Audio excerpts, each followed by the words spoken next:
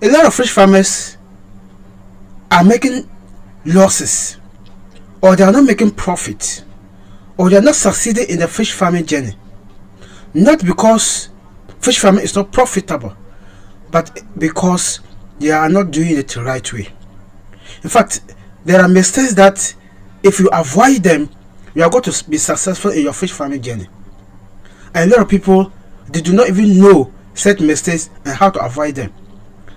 And in this video, I will take you through 8 mistakes that if you avoid them, you shall be successful in your fish farming journey.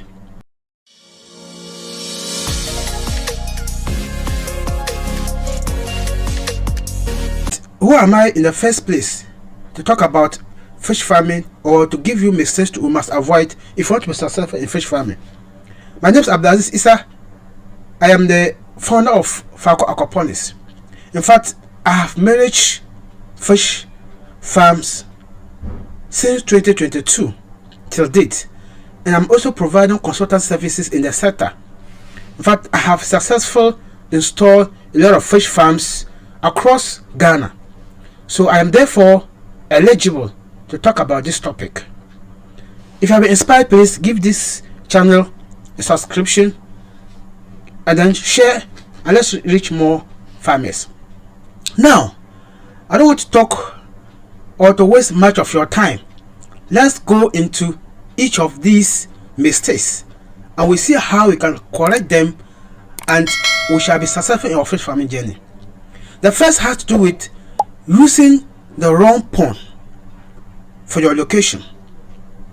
In fact, after you have gotten your site or your location, whatever, the first step is to get your farm or your ponds established.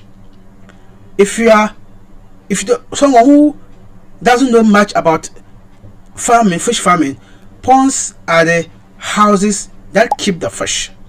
They are where the fish are housed. This could be concrete pond, this could be earthen pond, or this could be plastic ponds or glass ponds. So putting the wrong pond will affect your production. So make sure that you are going to have the right pond is established.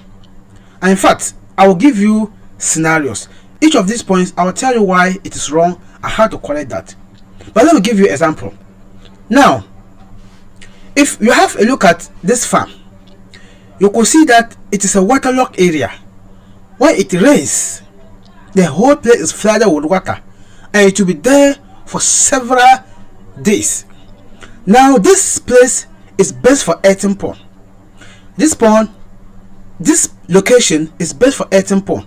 If you not put earthen pond, then you put concrete pond, and you'll be good to go. But you'll be wondering why you can't put tarpaulin ponds there. This farm, I've visited the farm. In fact, I have even helped establish this farm, and this we had the experience of the water affecting the fish. You may be asking how. The ponds are always soaked in the water, and for that matter, there are pathogens that enters the water. And so one will say, oh, Abdulaziz, but fish likes water. Yes, we say fish likes water, but not when the water is hot or when not the water is not conducive for them. In that case, in the night, because the water is always soaked in the pond, it will give them cold weather, and that cold weather is affecting them. So that is why you must not have your tarpaulin pond soaked in water. So in this farm, like I said, the best could have been tarpaulin, could have been earthen pond or concrete pond. So now this is concrete pond. If you don't know much about concrete pond, there are ponds that you construct with building materials. It could be you use cement, bricks, and whatever. The only thing is that if you construct this pond and you don't treat it or don't care it very well, it will kill your fish. But whatever, make sure that you have the right thing. And if you are wondering which one is the best, either tarpaulin or concrete, I have comprehensive video on that. Check it out, and please subscribe to this channel for more educative videos. Now, if you have gotten the right pond at the right location, what is also very important you have to consider is that overstocking is dangerous. So that's the most common mistake people make. Overstocking. And what do you mean by overstocking? In the first place, stocking has to do with the number of fish that you put in a pond. And please, a lot of beginners are thinking that the more fish you put in your pond, the more profit you make. This is very wrong. I will prove that to you. Now, if you have, look at this fish, look at how they are overcrowded. There's no space for them. So because there's no space for them, do you think they can grow well? Do you think they can be able to have enough space? Do you think they can breathe well? No. So when you overcrowd your fish, the consequences is that the fish are competing for resources such as oxygen, space, and feed, and they will never grow. And if you also understock them, the tendency of leaving a lot of money on the table is high, because you could have gotten more in the pond. So what do you do? That's the question I know is in your mind. The solution is that each pond has a number of fish that you can stock into that pond. For instance, when you look at pond, when you see why I was doing the measurement of the concrete pond, we were measuring in order to calculate the stocking density of this pond. So now you will take it to know the number of fish you should stock there. Every 1,000 liters of water, you are supposed to put 10 fish inside it. So you need to calculate to know the number of liters in the pond and divide that by 10. So for instance, usually we measure the ponds by feet. So if the length is 6 feet and the breadth is 2 feet, then you take that's 6 feet times 2, and mostly the height is always 4, but you feed the water to a tree to 3 feet, then you multiply that, and then that is cubic feet. Convert it to liters and you are good to go. I have another comprehensive video on how to calculate the stocking density of your pond. So if you try to avoid overstocking of your fish, then you are also will be able to make a lot of profit, because the fish will grow faster. But if you overstock them, they will not grow faster. The third mistake you must also avoid is poor water management. In fact, poor water management. Poor water has to do with giving the fish very good water so that the fish will be thriving, they will be growing, and you will be having a lot of profit to make.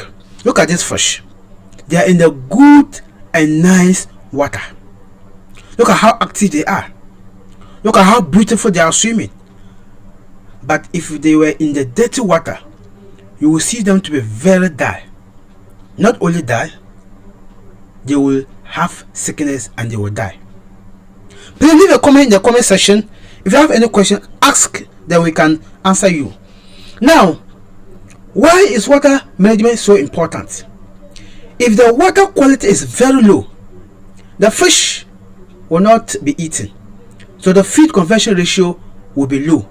So you'll be adding fish feed and it will be wasting because they will not be taking it. Now also, if you have consider the water to be poor, look at yourself.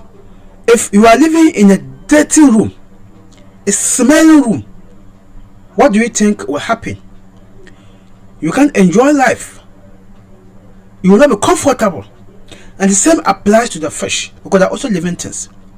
If you don't get them good and quality water, the likelihood of them dying is high. And now, how do you ensure the water quality is good? First thing has to do with, make sure you feed your fish the right way. Because if you overfeed the fish, it will lead to poor water quality. We'll still come to feeding. But now, what you must also note is that, in fact, having filtration system in your farm will ensure that the fish water is always good. We have the recirculating aquaculture system. The water is being filtered and reused. Now, this constant reuse of that same water, the filtration system removes the in-soil particles, such as the leftover feed, such as their feces and other in-soil particles. They also have aeration system that adds oxygen into their pond. So this means that there will be elimination of in-soil particles, that's waste, and there will be addition of oxygen. These two will make the farm to be running continuously. You will not change the water, and the water will always be good. That's what we call the recirculating aquaculture system. This is something that we have been providing for clients, and they have been satisfied. And in fact, you can also contact us to get a good and a nice filtration system for you. And if you also want to learn how to do it yourself, we have combined our experience in the master class, and we have a DIY filtration and aeration system. The link is in the description. Enroll in the course, you will learn everything, and you can install this in your farm, or even install for others, and you will make money. This is one of the ways that we make money at Falco Aquaponics. And this, I bet you will never regret learning that, because water management is so important if you want to be successful in the fish farming journey. Now, let's look at feeding errors as the fourth mistake you must avoid. Feeding errors. In fact, when you are going to feed your fish, you must understand that if you feed your fish less, they will never grow well. And if you feed your fish wrong way, they will never do the right or grow well. Now look at how we fed this fish.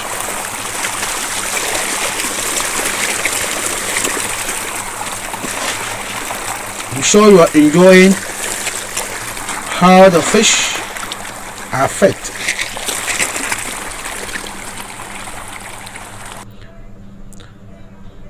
Now, one will be asking, how do you feed your fish the right way? And this is the question we are going to answer. To feed your fish the right way, that's what I will show you in the video. Make sure that you give the fish what we call responsive feeding method. The responsive feeding method is giving the fish feed small at a time. Observe how they respond to the feed, and you give them more. So the more you give them, the more they take, and you are observing. And when you give and you notice that they are no more active in eating, it means that they are satisfied, then you leave them. That's how you practice the best feeding method. But if you assume that they eat this way, and you just come and pour the feed into the water and go, the likelihood of them not taking the feed is high, and the consequences is that it will spoil the water. In other words, it will add more waste into the water. It will increase the ammonia, and when ammonia is high in the water, it will decrease the oxygen level, we can lead to the suffocating of the fish and even killing them. So assert the balance. You need to strike the balance between underfeeding and overfeeding, because if you are also underfeeding them, they will not be eating much and they will not also grow well. So make sure that you feed them the right way. Please, if you have watched so far, I thank you so much. And if you are not subscribed to this channel, please subscribe, share, comment. If you have any question about fish farming, put it in the comment section. And this, we have over 100 videos already on this channel. All are educative ones on fish farming. Check them out. You can also check our DIY flotation exit system, which I told you, and then enroll in that course. Now, one of the things people are not getting right, which also affect fish, is ignoring biosecurity. It is a mistake. That's the fifth mistake. Ignoring biosecurity. For security is very important. We can talk about providing security to prevent theft or dangerous people for accessing your farm. In fact, I know a farmer who established his farm, and just when the fish were about to harvest, some people got there, harvested the fish, and they did not even stop there. They perforated the tarpaulin with hole and the water drained out. In fact, because the person didn't provide enough security. If you can put a fence around, either walling, that's fine. Put CC cameras. Just make sure that you are vigilant. Not providing security can affect your farm. For someone might not even steal, they can easily drop a poisonous substance in the water, and that can kill all your fish. People are doing that. People are wicked. So make sure that you have enough security at your farm. Also, make sure that you do the right ways to ensure the safety of the fish by providing or preventing predators from accessing the fish. Predators are fish eating organisms or living things. Certain things, they eat or they attack and consume the fish. This could be birds or mammals, but often birds are common, especially the pond aquaculture system. So we have what we call predators net. You need to cover your pond with the predators net. That way, when a bird descends down or something that wants to attack the fish comes in, the net will serve as a barrier and it will not access the fish. If you ignore such security measures, then the likelihood of you losing your fish is high. So ensure you have adequate security measures. The sixth one is lack of records keeping. In fact, most farmers do not keep records of their daily activities. This is wrong and it's a mistake. Why is it a mistake? Let's look at this. If someone walks into your farm and wants the records of your farm or previous activities in the farm, we'll be able to provide that. And if you're able to provide orally, can you get backings with evidence? And believe me, most funders, it could be government or institutions, before they even give you fund, they would like to know what you are doing in your farm. And you cannot have that if you don't have records. If you want to source support, if you want to funds, it will be difficult to access funds without having records.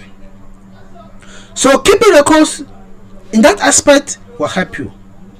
Another aspect of keeping records, which is helping you, is that it helps you as a farmer to make future decisions.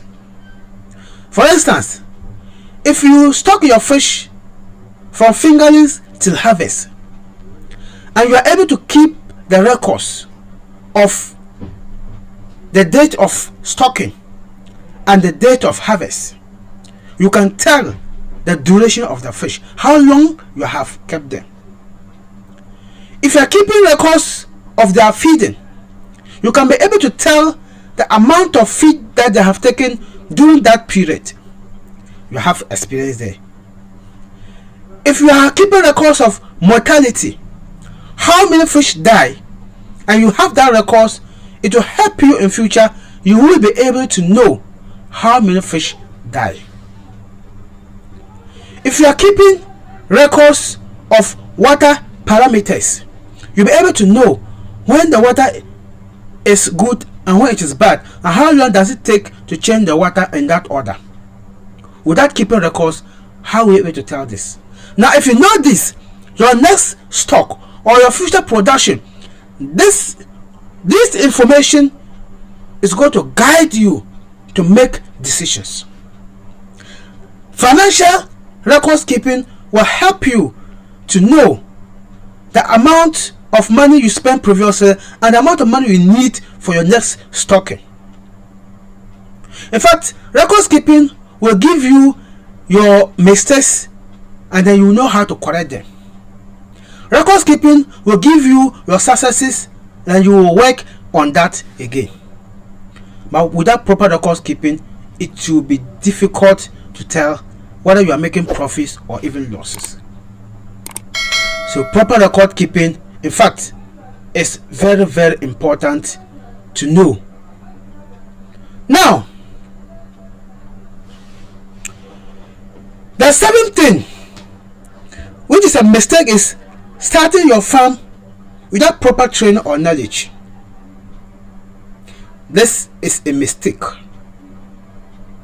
In fact, a lot of people start their farms and they lose all their fish just because they don't know proper fish pond management, such as water quality management, feeding management, and more importantly, how to even prevent predators, like I said earlier.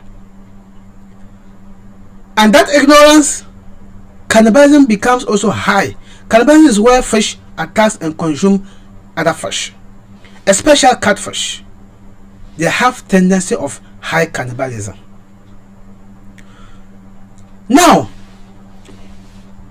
it is ignorant to start your fish without learning the right ways.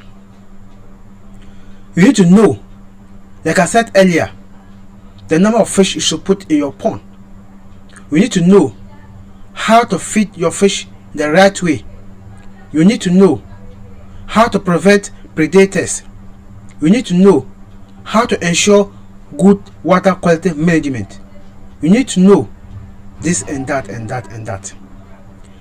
Getting them wrong will affect your productivity.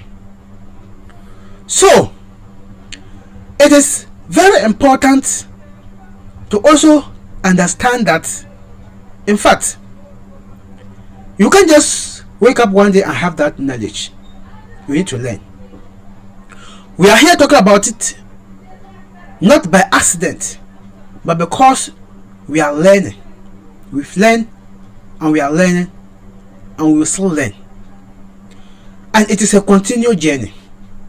In fact, before we establish our farm, I went to Kumasi for full week taking care of a farm just because I was learning. I established our farm. I made that farm for full year without even giving this education, and all along we're learning. I bought courses online, so I'm not giving you course to purchase my course. I've also purchased courses, and I've bought a lot of ebooks. Some were just chaff, some were good, but the most important thing is that we've learned something, and the little that we have learned, that's what we are sharing.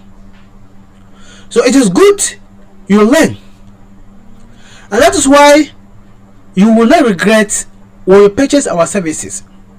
When we are installing a fish farm for you, it is part of our package that we mentor you, or we give you training, or the caretaker training on how to take good care of the farm, especially farm management, water quality, feeding, and these things. When the person knows how to do it, the person will get it right.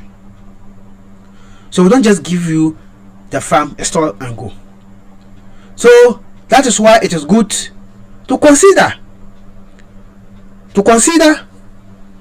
contacting us to get a farm established for you, and you shall never regret it. Now, there are a lot of opportunities for you to learn. If you can't go to a farm, attach yourself and learn. You can do that through online, and this channel is one of the channels that teaches you that.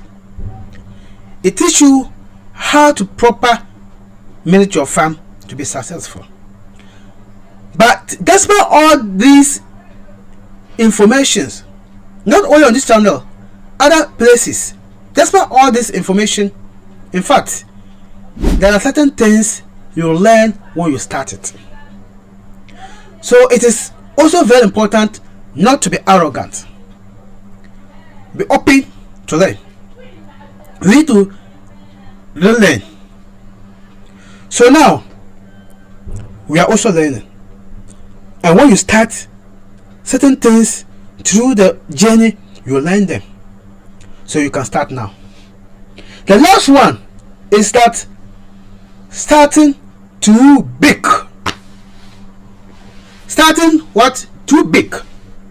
In fact, I know other farmers who try to start thousands and thousands of fish ponds, or thousands and millions of fish, because they have done their calculation and they realize that if they are able to produce more fish, then they will make more profit.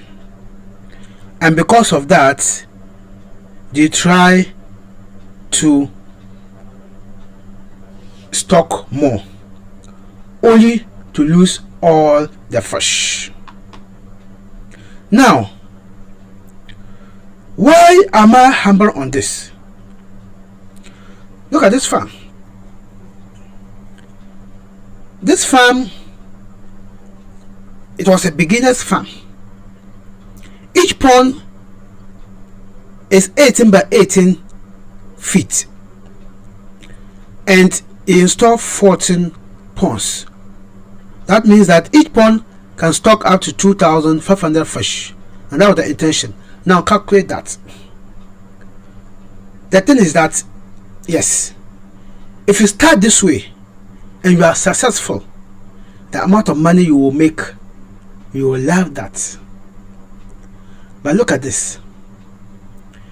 He started and he was hit by mortality. The good news is that he just started with 2 ponds and the mortality was very high. And later we discovered that it was as a result of this soak water. The person is resilient and he's bouncing back. He's come back again. But now, imagine all these ponds were stuck and all of them die. What do you think will happen to the person? Not only that, remember, the more fish you stock there, the more feed you have to buy to feed your fish. And 1,000 fish, catfish, from finger to harvest, they can take up to 30 or more bags. That's the 20 kg, which one at this time is 340 Ghana cedis also, depending on the brand. Now imagine this, and you are going to buy thousands of the bags. If you are not financially strong or capable, you cannot do that. You cannot do that. So I only advise clients or people who want to go into fish farming that they should start small and grow. And what do I mean by small? For smallness is generic, it's subjective, it's subjected to how you define it. But let's assume you want to start with 2 ponds, maybe 1,000 capacity each ponds, 2 or 4. I always recommend 2 because of sorting of the fish. If you start that way, if you have the mussels, that's 2. Someone might not even have that. They cannot able to feed or to take care of them till harvest. Start with 1 or 500 capacity. If you start with the IBC tank, well, you just have some few fish. The thing is that you will learn certain things the hard way.